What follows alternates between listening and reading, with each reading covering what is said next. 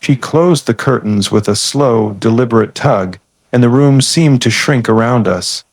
I was 26, sitting in my best friend's living room in the fall of 2025, a place I'd crashed at 100 times before. But when Tara, my friend's stepmom, bit her lip and looked at me with those sharp, searching eyes, everything felt wrong. She leaned forward on the couch, her voice dropping to a whisper, and said, "Let's talk about something real." Her words hit like a spark in a dry forest, and I knew I was in over my head. I'm not here to paint myself as a hero or a villain. What happened that night wasn't something I planned, but it's carved into my memory like a scar. This is raw, messy, and true, not some polished story for likes. It's the kind of thing that makes you wonder what you'd do if you were me, caught in a moment that's equal parts thrilling and terrifying. Would you stay? Would you leave? Would you let the conversation change? I stayed, and now I need to tell you why, because keeping this inside is tearing me apart. It was supposed to be a normal night. My buddy, Ryan, asked me to stop by his place in Denver to help with some furniture assembly while he was out for work. Tara was there as usual, playing the cool stepmom. Funny, sharp, always quick with a drink or a joke. But that night, something was off. The way she moved, the way she looked at me, felt like a secret waiting to spill. And when she closed those curtains, I knew I was about to hear it. Let's go back to the start of that fall, September 2025, in a quiet Denver suburb. I was working as a graphic designer, freelancing mostly, scraping by but happy enough. Ryan and I had been tight since high school. Same soccer team, same bad decisions, same late night talks about life. His house was my escape when I needed to unplug, and his stepmom, Tara, was always around, making the place feel like home. She was 44, married to Ryan's dad for about 5 years, and she had this vibe, confident, a little flirty, but never crossing a line. Or so I thought. Tara was the kind of person who could make anyone feel special. She'd ask about my work, my art, my dreams, and actually listen. Not in a fake way, but like she genuinely cared.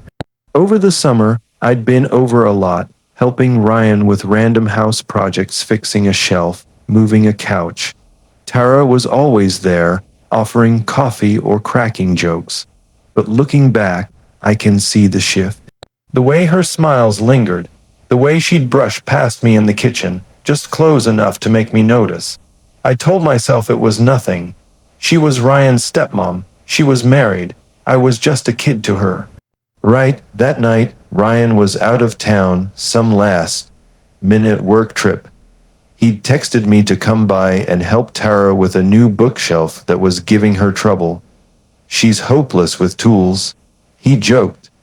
I showed up with my toolbox, expecting a quick job and maybe a beer for my trouble.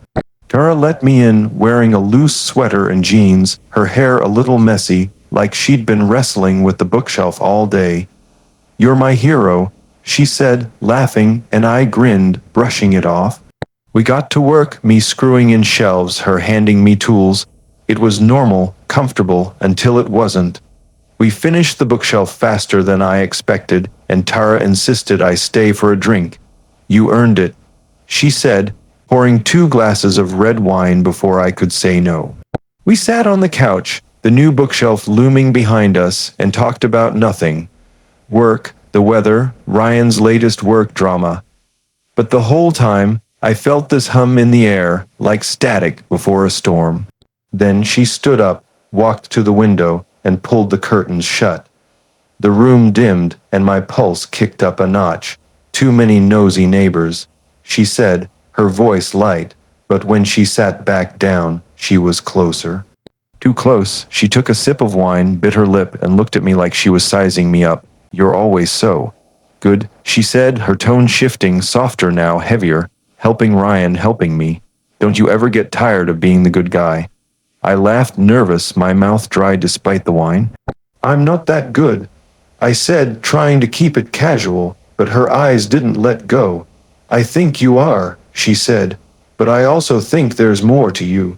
Stuff you don't show anyone. My heart was hammering now. I should have changed the subject, made an excuse, left, but her words were like a hook, pulling at something I didn't want to admit was there. What do you mean? I asked, my voice barely steady. She leaned forward, her knee brushing mine, and said, "Let's talk about something real. Not work, not Ryan, you, me, what we're really thinking." Her words were quiet, but they hit like a thunderclap. My best friend's stepmom was looking at me like I was more than just a guest in her house, and I didn't know how to handle it. I tried to laugh it off. "Tara, come on, I'm just here to fix stuff." But she didn't laugh. She didn't move.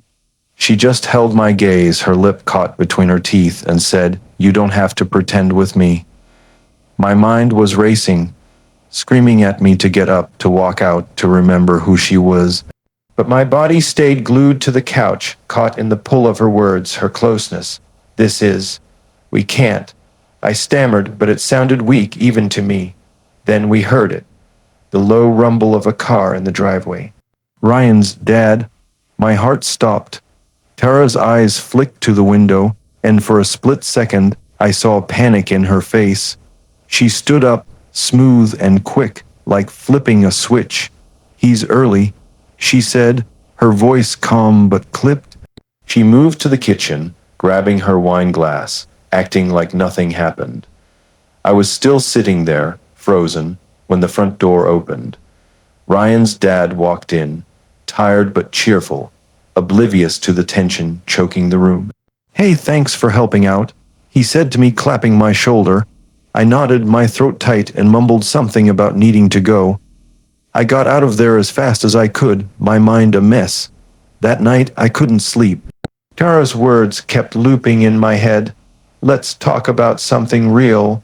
The way she looked at me, the way she bit her lip, it was like she'd unlocked something I didn't know was there.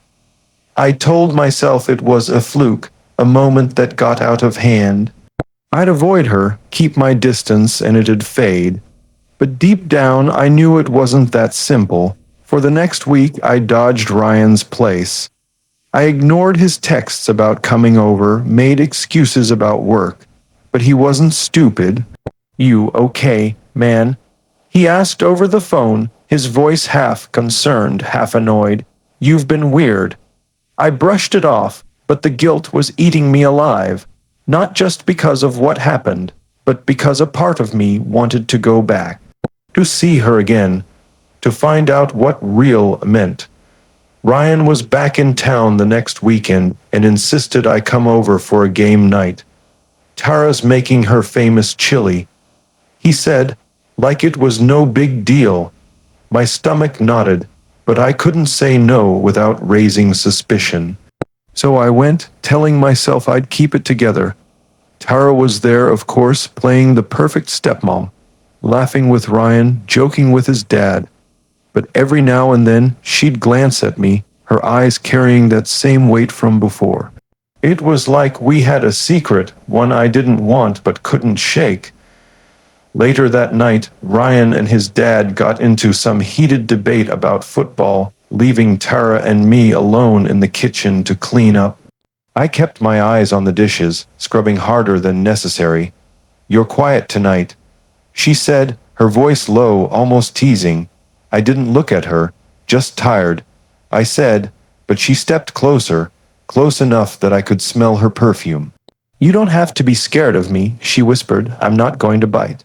But the way she said it, the way her voice curled around the words, made it clear this wasn't over. We didn't do anything. Not then, not ever. But we talked, too much, too late into the night, when Ryan and his dad were asleep or distracted. She told me about her life before Ryan's dad, about dreams she'd buried, about feeling like she was disappearing in this perfect suburban life. I told her things I'd never told anyone. My doubts about my career, my fear of being stuck. It wasn't physical, but it was intimate, and that made it worse. Every conversation pulled me deeper, made the guilt heavier. I was betraying Ryan, even if I hadn't touched her, and yet I couldn't stop. It all unraveled one night in October. Ryan caught us not doing anything, but close enough to know something was wrong. We were in the backyard, talking too low, standing too near. He didn't hear the words, but he saw the way we froze when he came outside. "What's this?" he asked, his voice sharp, his eyes flicking between us. I tried to explain, but it sounded hollow.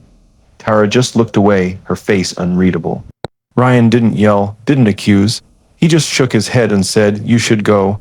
I haven't been back since. Ryan stopped texting. Tara stopped too. I heard she and Ryan's dad were having problems, but I don't know if it's true. All I know is that I lost my best friend over something that never fully happened, but was real enough to break everything. I keep replaying it, wondering where I could have stopped it, when she closed the curtains, when she changed the conversation, or when I didn't walk away. I'm not asking for absolution. I just need to know, what would you have done? Would you have stayed on that couch, let the conversation change, or would you have left before it started?